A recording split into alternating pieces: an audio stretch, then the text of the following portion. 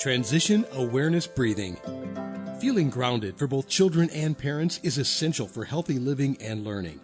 Join Eartha Powell on this series for tips and tools for creating a harmonious environment for learning. Transition awareness breathing will help you and your child find an individualized path to tackle change, promote lifelong learning, and discover new approaches to calmness. Welcome back. Welcome back to Transition Awareness Breathing Podcast. This is Eartha, and today we are going to join Claretta Burns, my sister-in-law, with part 2 in this episode of what the power of positivity really looks like in the face of fire. So, without further ado, before we get started, I would like to thank Web Talk Radio for allowing me to have a platform to bring Transition Awareness Breathing Podcast to you. And thank you, Mary Lou and Sam, for making Transition Awareness Breathing Podcast available to my listeners everywhere they go. Just to summarize a little bit what we discussed in part 1. Claretta shared with us some golden words that she received when she was first diagnosed with breast cancer. And those golden words she shared with us has made an enormous difference in her outlook of how she is moving on and her positivity to live and to live with love and with kindness and to share what she has learned. And those positive words that she received from her nurse was to remain positive no matter what. Thank you for joining us again for part 2. Now, let's get back to our time and our discussion with Claretta. In 2019, what happened? So 2019, I was in my 5th year of taking the breast cancer pill. And I'm thinking, hey, well, 2019, I got really ill. Didn't know what it was at first. And I told my husband, I'm going to have to go to the doctor because I really feel bad. Well, I did get to the doctor that Monday. My blood count was at 7,000, my white blood cell, I think it was. So my doctor, he wasn't sure, so he called one of the cancer centers here in Arkansas. He sent me there. I had to do a bone marrow. I'm allergic to lidocaine, and so we goes in to do this bone marrow, and something in that room that really kind of came over me, and I kept telling him, wait, tell me exactly what you're going to do. And so the girl said, you're going to lay on the table, we're going to lay down, extract from your bone stem. Well, what are you going to use for pain? And the young lady said, lidocaine. Well, I'm allergic to lidocaine. And so she took one step and tapped the computer, and she said, you sure are. And I asked her, what would have happened? She said, well, if you had a reaction, we would have stopped the procedure. Well, long story short, I did have to have the procedure done. So they did the bone marrow, and I returned back to my doctor's office. And it was exactly what he had suspected when I first went in.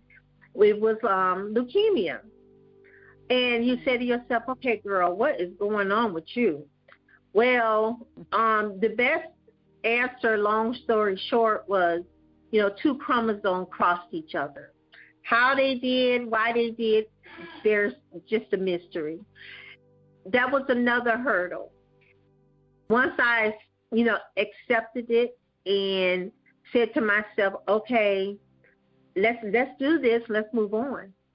And so we did, and I started taking this one pill that I take. I do blood work once a month. It's just one of those things, and I'm moving on. I felt better after that first couple of weeks. I've been feeling fine since then, and I, take my pill that I take for the medication portion of it. I'm just moving on. I'm just trying my best to stay positive, to stay, motivated, that I have daughters and I have grandchildren. I still have a husband. And so, the self-pity part is no room for it. I have no room for self-pity or, negativity. I have an aura that I love to love, and I like people around me that love to love. And if you don't love to love, I have no room for it. So you kind of choose, so to speak, of who you surround, who's in your inner circle. Exactly. Mm-hmm. Now you mentioned something, if you don't mind sharing. You mentioned something about that doctor. It was almost like a barrier. Do you remember what you said about the doctor that you first saw for the leukemia? Oh, yeah. He was a young doctor that came in, had to been 30, early 30s. And I said to myself, they got to be kidding. I'm not getting ready to press my life to this young man. When I first saw him, he was telling me what he had suspected, and that once I do the bone marrow, that we're going to come back and we're going to talk again. He said, I have 2 medications that I may put you on, but we want to make sure of exactly what's going on with you. So after the bone marrow, and I went back to him, he spoke on what he thought it was, and he sounded very educated and that he knew what he was doing. So I said to myself, I have to give this young man a chance. We have a lot of older doctors. We have a lot of young doctors that's coming in, and they're innovative and they're motivated. And so I felt compelled to just stick in with him. And I stuck with him, and I'm happy I did, because he turned out to be, a real lifesaver, because the pill that he put me on, I've been fine with it. I haven't had any rejections of it. So I'm really happy I stuck with him. Just to perceive him as a younger man, it struck me. I'm not a prejudiced person like that. It's just he was so young. I'm thinking, what could he possibly know? But it turns out to be he knew what he was talking about, and I'm glad I stuck with him. That could have been a barrier for that can be a barrier for some people. They external, and they come to a conclusion like, well, you look like you just graduated from high school and you can't do anything for me, and yet they don't give the people, these professionals, a chance. And and so you overcame, you moved on, you moved on past your perception. Yeah. Because you said, and gave him a chance. Exactly. And able to put you on the right medication, regardless of whatever the cost is. The dedication to help really, really. Absolutely. The medication is so expensive. He first told me about the medication. I told him I can't afford that. It costs $56,000 for a 30-day supply. And he said no one can afford it. He said to me, and I said, well, what are we going to do? He said, don't you worry about it. And he went out to the pharmacy. He bought me up my 30-day supply. I took it, went home. Next few days, I started feeling myself. We had an appointment every month, and then it gradually, we started going every 2 months. And now I only go every 3 months. And I've been doing fine. And I'm glad that I gave this young man a chance to show, prove that he's worthy of a doctor. Whatever, that is so important, like illness or condition a person may have, it's so important to just go forward and move, because that person is going to help you move toward living. And so many times our fear prevents us from living. That fear will prolong your your health. You know, if you're so, you know, ill and stuck on that, your illness is going to be a longer length of time. And it doesn't have to. And, you know, one thing that in my program, Transition Awareness Breathing, one of the major things that when I do my podcast, do classes, is talking about the power of positivity, the power of words. I teach young children, Claretta, you know, and in their world is school, is academics, it's getting older, it's controlling impulsivity. But that positive mindset is a big game changer. Yes, it is. And also, another thing that you had mentioned that I would like for you to kind of highlight is when you went to your classes, you mentioned that you looked around and you saw other people that was in there. Can you kind of speak about the other people? They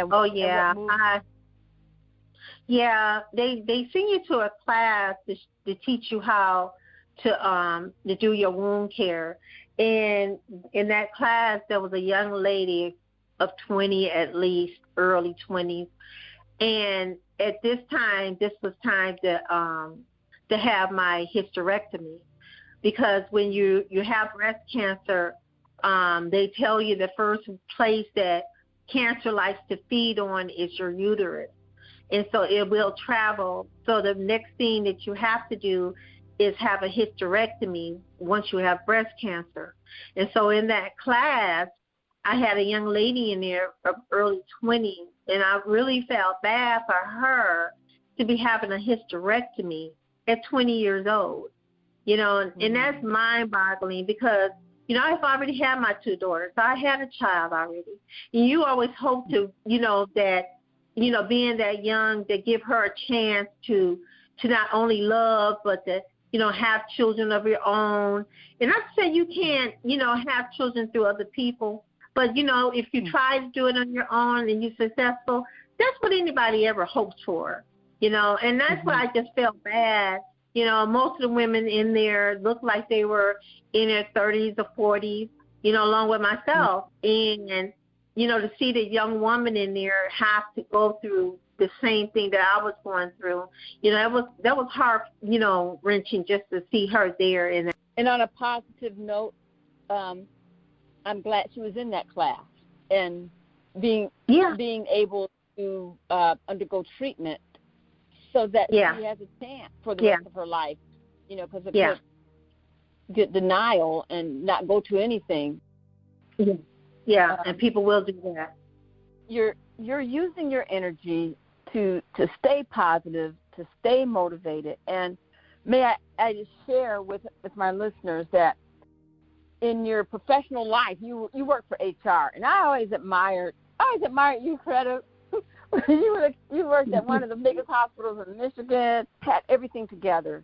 But I think so with that position that you had, you were not shy about asking questions, about getting more information, and I think that was one of your experiences that made it so strong for you. But as we kind of bring our time to a close, what would you recommend to people who are going through serious illnesses? What would you recommend? The first thing I recommend is do your yearly exam. You know, don't let a year or 2 go by without doing your yearly exams. You know, we as women, we'll put things to the side for our kids. We'll take them to the dentist. We'll make appointments for them, fit their physicals, and things of that nature. Well, you have to have those things done too. And early detection is the key. If it's early, they can catch it early. They can do more for you. They have more offers for you. But when you wait, you don't have a lot of room for other things to take place. So my biggest advice is stay current on all your exams. All your exams is the biggest key. And then surgery. You know, get educated about any surgeries that you might have to have. Get second opinions if you must. And then somewhere along the line, people think that breast cancer is a death sentence. It's not a death sentence. You can be a survivor. There's survivors everywhere with breast cancer.